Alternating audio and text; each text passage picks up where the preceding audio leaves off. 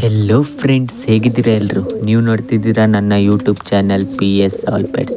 ನೀವೇನಾದರೂ ಇದೇ ಮೊದಲನೇ ಬಾರಿ ಚಾನಲ್ನ ನೋಡ್ತಿದ್ರೆ ಚಾನಲ್ನ ಸಬ್ಸ್ಕ್ರೈಬ್ ಮಾಡಿ ಆ್ಯಂಡ್ ಅಲ್ಲೇ ಕಾಣಿಸ್ತಿರೋ ಬೆಲ್ ಐಕಾನ್ನ ಪ್ರೆಸ್ ಮಾಡಿ.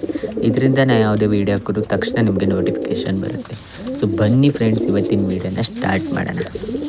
ಇವತ್ತಿನ ವೀಡಿಯೋ ಟಾಪಿಕ್ಕು ನಿಮಗೆಲ್ರಿಗೂ ಗೊತ್ತು ಫ್ರೆಂಡ್ಸ್.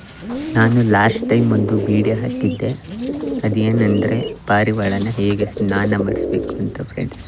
ಸೊ ಆ ವಿಡಿಯೋದಲ್ಲಿ ಫುಲ್ ಕಂಪ್ಲೀಟಾಗಿ ಹೇಳಿದ್ದೆ. ಈ ವಿಡಿಯೋದಲ್ಲಿ ಹೊಸದಾಗಿ ಏನು ಹೇಳಲ್ಲ, ಅದೇ ರೀತಿ.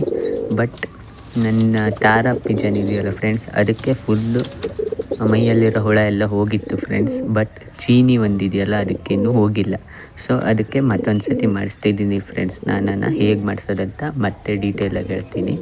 ಆ್ಯಂಡ್ ಇನ್ನೊಂದು ಏನಂದರೆ ಫ್ರೆಂಡ್ಸ್, ಈಗ ಹೊಸದಾಗಿ ತಂದಿರೋ ಸಬ್ಜಾ ಪಾರಿವಾಳಕ್ಕೆ ಕೂಡ ನಾನು ಸ್ನಾನ ಮಾಡಿಸ್ತಿದ್ದೀನಿ. ಯಾಕಂದರೆ ಮೈ ಮೇಲೆ ಹುಳ ಇದ್ದರೆ ಪಾರಿವಾಳ ಗ್ರೋತ್ ಆಗೋಲ್ಲ ಮತ್ತು ಚೆನ್ನಾಗಾಗಲ್ಲ, ವೀಕ್ ಆಗುತ್ತೆ.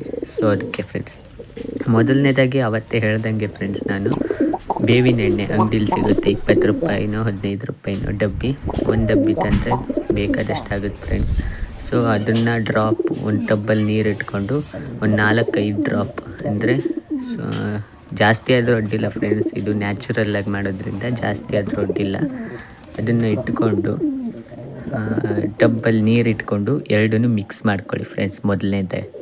ನಂತರ ಏನಂದರೆ ಫ್ರೆಂಡ್ಸ್, ನಿಮ್ಮ ಪಾರಿವಾಳನ ನೀವೇ ಕೈಯಲ್ಲಿ ಹಿಡ್ಕೊಂಡು ಅದನ್ನು ಚೆನ್ನಾಗಿ ಮುಳುಗಿಸಿ ಫುಲ್ ಸ್ನಾನ ಮಾಡಿಸಿ ಫ್ರೆಂಡ್ಸ್.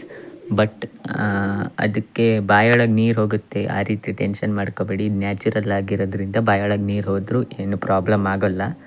ಸೊ ಫುಲ್ಲಾಗಿ ಅದ್ದಿ ಚೆನ್ನಾಗಿ ರೆಕ್ಕೆನೆಲ್ಲ ತಿಕ್ಕಿ ಬಿಟ್ಬಿಡಿ ಫ್ರೆಂಡ್ಸ್. ಸೊ ಇದರಿಂದ ಪಾರಿವಾಳದ ಮೈ ಮೇಲಿರೋ ಹುಳ ಎಲ್ಲ ಹೋಗುತ್ತೆ ಫ್ರೆಂಡ್ಸ್.